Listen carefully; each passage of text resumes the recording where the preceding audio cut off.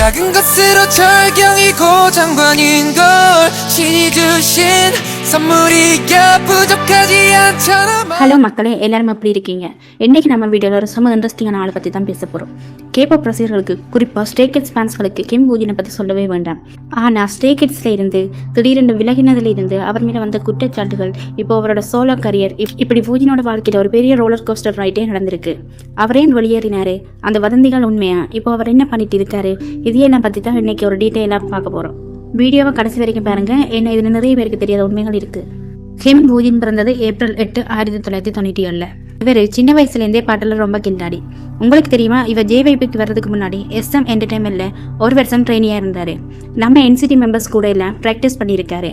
அப்புறம் தான் 2017 JYP என்டர்டைன்மெண்டோட stay kids survivor ஷோவில் கலந்துக்கிட்டாரு. அந்த ஷோவில் அவரோட குரல் வளத்தை பார்த்து எல்லாருமே மிரண்டு போயிட்டாங்க. 2018 ஸ்டே கிட்ஸ் மெம்பராக District 9 பாட்டு மூலமாக டெபியூ ஆனார். குரூப்பில் இவர் தான் மெயின் வோக்கலிஸ்ட். ஸ்டே கிட்ஸோட ஆரம்ப கால ஹிட் பாடல்களில் பூஜினோட ஹை நோட்ஸ் ரொம்ப முக்கியமாக இருந்துச்சு. ஒரு நல்ல மெயின் சிங்கராக குரூப்பில் நல்லாவே போயிட்டு இருந்தார். ஆனால் 2019 அக்டோபர் 28 ஸ்டே கிட்ஸ் ஃபேன்ஸுக்கு அந்த நாள் ஒரு பெரிய ஷாக். திடீர்னு JYP என்டர்டைன்மெண்ட் ஒரு அறிவிப்பை வெளியிட்டாங்க. தனிப்பட்ட காரணங்களுக்காக பூஜின் ஸ்டே கிட்ஸ்லேருந்து விலகிறாருன்னு, அவரோட கான்ட்ராக்ட் முடியுதுன்னு சொல்லிட்டாங்க. யாருமே இதை எதிர்பார்க்கல. ஏன்னா அந்த சமயத்தில் தான் அவங்க கிளே லேவெண்டர் ஆல்பம் ரிலீஸ் பண்ண ரெடியாக இருந்தாங்க. பூஜின் போனதுனால ஆல்பம் தள்ளி போச்சு. மியூசிக் வீடியோவை திரும்பவும் எடிட் பண்ணாங்க. ஏன் போனாருன்னு இன்னைக்கு வரைக்கும் ஒரு தெளிவான பதில் யாருக்குமே தெரியாது. ஆனால் இதுக்கப்புறம் தான் ஒரு பெரிய புயலே ஆரம்பித்தது. பூஜின் குரூப்பை விட்டு வெளியே வந்த கொஞ்ச நாள்லேயே 2020 ட்விட்டரில் ஒரு பெரிய வதந்தி பரவிச்சு. அவர் மேலே தப்பான குற்றச்சாட்டுகள் வைக்கப்பட்டது. ஒரு குறிப்பிட்ட பாருக்கு போய் அங்கிருந்த பொண்ணுக்கிட்ட தப்பாக நடந்துக்கிட்டான்னு ஒருத்தவங்க போஸ்ட் போட்டாங்க. அந்த டைமில் பூஜினை எல்லாருமே ரொம்ப வெறுக்க ஆரம்பிச்சாங்க. ஆனால் பூஜின் இது எல்லாம் மறத்தாரு. அப்புறம் தான் அவரோட புது ஏஜென்சி 10X என்டர்டைன்மெண்ட் ஒரு இன்வெஸ்டிகேஷனை பண்ணாங்க. அவங்க ஃபிங்கர் கில்லர்னு ஒரு டாக்குமெண்ட்ரி ரிலீஸ் பண்ணாங்க. அதில் என்ன தெரிஞ்சதுன்னா, அந்த குற்றச்சாட்டுக்களை சொன்னது ஒரு ஃபேக் அக்கௌண்ட்டும் அந்த ஃபோட்டோக்கள் எல்லாம் வேறு எங்கேயோ எடுத்ததுன்னு ஆதாரத்தோடு நிரூபித்தாங்க. சொல்லப்போனால் பிரேசிலில் இருந்த சில ஃபேன்ஸ் தான் இதை திட்டமிட்டு பண்ணியிருக்காங்கன்னு போலீஸ் கண்டுபிடிச்சாங்க. கடைசியில் பூஜி நிரபராதின்னு தெரிய வந்துச்சு. பாவம், அந்த ஒரு வருஷம் அவர் எவ்வளோ கஷ்டப்பட்டிருப்பாருன்னு நீங்களே நினைச்சு பாருங்க. இந்த எல்லா பிரச்சனைக்கு அப்புறமா தன்னோட பேரை சுத்தப்படுத்தி 2021 பூஜின் ஒரு சோலோ ஆர்டிஸ்டா தன்னோட பயணத்தை ஆரம்பித்தார். அவரோட முதல் ஆல்பம் த மூமெண்ட் மைனர், இதில் ரெடி நவுங்கிற பாட்டு ரொம்ப அர்த்தமுள்ளதாக இருக்கு.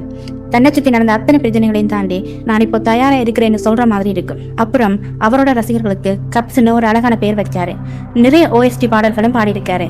கிங் த லேண்ட், ரீபோர்ன் ரிச்னு ஃபேமஸான சீரியல்களில் அவரோட குரலை நீங்கள் கேட்கலாம். இப்போ இவரை வெறும் சிங்கர் மட்டுமில்லை, ஒரு ஆக்டராகவும் மாறிட்டாரு. HBOMaxல மை மேஜிக் லவ் செட் அப்படிங்கிற ஒரு பிரேசிலியன் சீரீஸில் லீட் ரோல் நடிச்சிருக்காரு. ஒரு கேபாப் ஸ்டார் பிரேசில் சீரியல் நடிக்கிறது இதுவே முதல் முறை. 2024 பூஜினோட புது ஏஜென்சிக்கு மாறினார். அதுதான் SM என்டர்டைன்மெண்டோட பார்ட்னரான கஸ்டமேட். அங்கேருந்து ஐ லைக் த வே அப்படிங்கிற ஒரு சூப்பரான ஆல்பம் ரிலீஸ் பண்ணார். அவரோட டான்ஸ் பாட்டு எல்லாமே ரொம்ப மெருகேறி இருக்கு. ஆனால் இப்போ ஒரு லேட்டஸ்ட் நியூஸ் என்னன்னா, ஜனவரி 2025 பூஜின் மிலிட்டரி சர்வீஸ் சேர்ந்துட்டாரு. போகிறதுக்கு முன்னாடி 5 AM அப்படிங்கிற ஒரு அழகான பாடலை ரசிகர்களுக்காக கிஃப்டாக கொடுத்துட்டு போயிருக்காரு. ஒரு 18 மாதம் இவரை நாம மிஸ் பண்ணுவோம். ஆனால் கண்டிப்பாக இன்னும் ஸ்ட்ராங்காக திரும்பி வருவார்னு நம்பலாம். இதுதான் நம்ம கிம் பூஜினோட கதை. பூஜினோட கதை நமக்கு என்ன சொல்லுதுன்னா, ஒரு விஷயத்தை முழுசாக விசாரிக்காமல் யாரையும் தப்பாக இடப்படக்கூடாதுன்னு. எவ்வளோ கஷ்டங்கள் தாண்டி இன்னைக்கு அவர் ஒரு சக்ஸஸ்ஃபுல் சோலோ ஆர்டிஸ்டாக இருக்காரு. அவரோட இந்த பாட்டு உங்களுக்கு ரொம்ப பிடிக்கும், கமெண்ட்ல சொல்லுங்கள். இந்த வீடியோ உங்களுக்கு பிடிச்சிருந்தா மறக்காமல் லைக் பண்ணுங்கள், ஷேர் பண்ணுங்கள், சப்ஸ்கிரைப் பண்ணுங்கள். அடுத்த ஒரு கேபாப் ஐடல் பற்றின வீடியோவில் உங்களை சந்திக்கிறேன்.